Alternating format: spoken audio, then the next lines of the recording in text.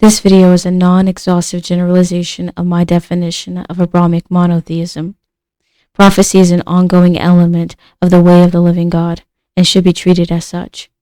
Any and all efforts prior to this warning remain true, as this is not a call to a new religion, but a division of the wheat from the tares, of which only the Almighty has the authority to delegate.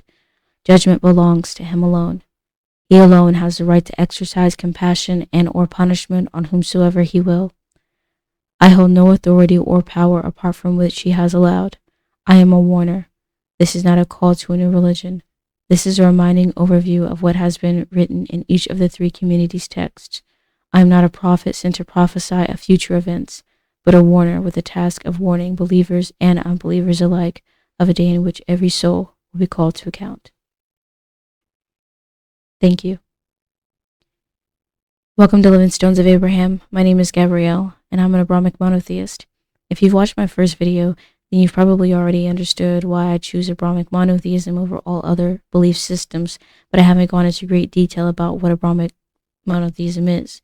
To be honest with you, this video isn't going to be extremely detailed either. It's going to be rather brief, actually, as you could tell by my little disclosure or disclaimer there, PSA. In order to understand what Abrahamic monotheism, you first have to understand who Abraham was. He was originally known as Abram. In Genesis chapter 11, verse 26 is whenever he's first mentioned as the son of Terah. He was born in Ur of the Chaldees, which is modern-day Iraq. As you can see here, it says, and Terah lived 70 years and begat Abram, Nahor, and Haran.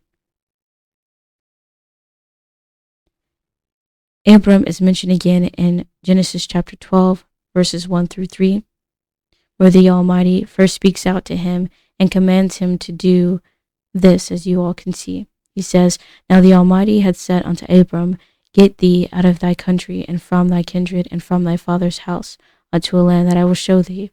And I will make of thee a great nation, and will bless thee, and make thy name great, and thou shalt be a blessing. And I will bless them that bless thee, and curse him that curses thee. And in thee shall all families of the earth be blessed. From that point onwards, Abram rejects polytheism. At least it's mentioned in the Masoretic text that he rejects polytheism from that day forward. And he's mentioned all throughout in between Genesis chapter 12 to the next verse that I will be showing you all.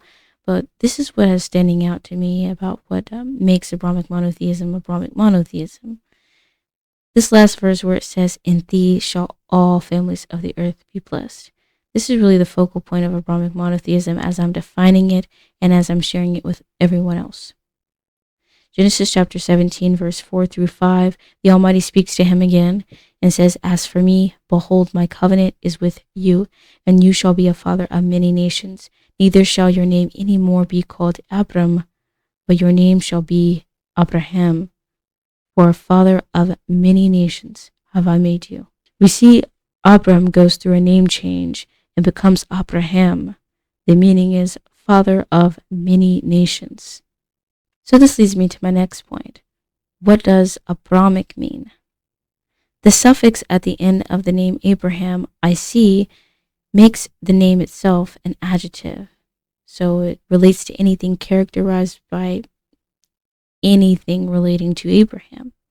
Whenever it comes to defining Abrahamic monotheism, it's faith in one supreme and living, self-existent God based upon the faith and obedience of Abraham, and it's characterized by a promise to all families of the earth. So, why no other monotheistic faith? This has probably got to be the biggest talking point, and it's not one that I can just get into in this video alone.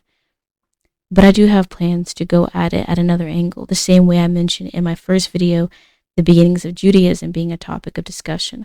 I'll take careful note to remind myself to revisit the topic of Abrahamic monotheism and other monotheistic perspectives, both Abrahamic and non-Abrahamic, in the future. To put it briefly, my research has led me to discover the unfolding of each prophecy within Abrahamic monotheism actually coming to pass, thanks to Judaism, Christianity, and Islam keeping track. All other monotheistic religions, in my opinion, fail and have failed to live up to prophetic standards. And this leads me to my fifth and my final point. Abrahamic monotheism is a belief through faith and obedience to the God of Abraham based upon an already fulfilled promise. Hence the reason this channel is called Living Stones of Abraham. They may call us Jews, they may call us Christians, and they may call us Muslims to categorize, control, and keep tabs on us and sow disagreement and division so that we would never settle our differences and come to life. But I tell you truly this, their time is certainly up. So if you've enjoyed this video, and if you are interested in what it is that I'm going to be sharing, please do like this video as well as subscribe to this channel and turn on the notifications so that you can be alerted whenever I post another video. With that being said, peace to you all and have a good one. Bye-bye.